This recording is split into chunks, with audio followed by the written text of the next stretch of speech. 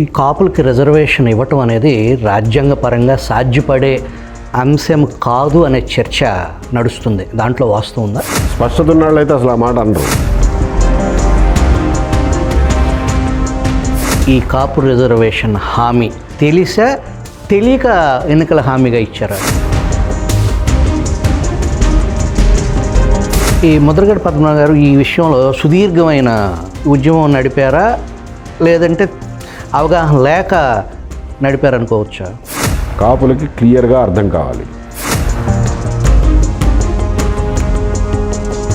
తెలుగుదేశం పూర్తి స్థాయిలో ఇష్టపడినా అది ముందుకెళ్లే పరిస్థితి కాదని చెప్తారు. పరిస్థితి కాదు. కాబట్టి ఈ విషయాన్ని వదిలేయండి.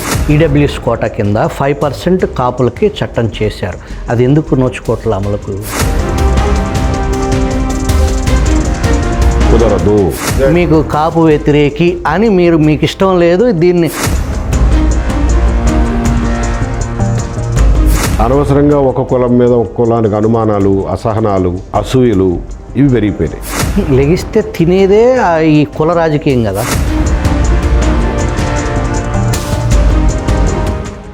మతపరమైన రిజర్వేషన్స్ కూడదు అనే ఒక బలమైన వాదన ఉంది. ఈ ముస్లిమ్స్కి రిజర్వేషన్ అనేది ఎలా కొనసాగుతుందంటారు?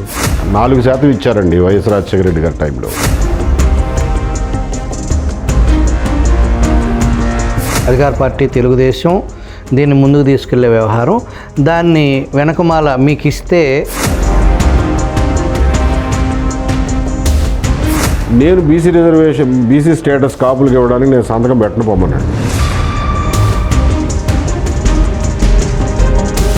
దాంతో కలిపేనా ఈ 50%? కాదు, ఈ 50% వేరు, ఆ 10% వేరు. ఈ రిజర్వేషన్స్ సాధ్యం కాకపోతే ఇంకేమైనా మార్గం లేదంటారు?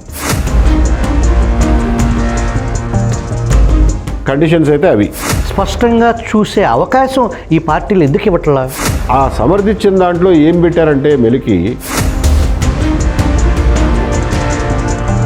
ఇది దశాబ్దాల కాలం పాటు నుంచి నడుస్తూ ఉంది. ఇది సాధ్యపడదు అని రాజకీయ నాయకులకి తెలిసిన విషయమేనా ఇది?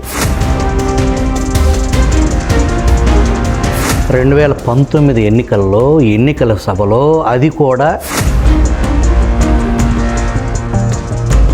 సుప్రీంకోర్టు తీర్పు కాబట్టి అది శాసనం, దాన్ని ఎవరూ మార్చలేరు. ఏ రకంగా చూసినా అది జటిల సమస్య తప్ప. ఇది ఒకటే కాదు, మరాఠా రిజర్వేషన్ కావాలని,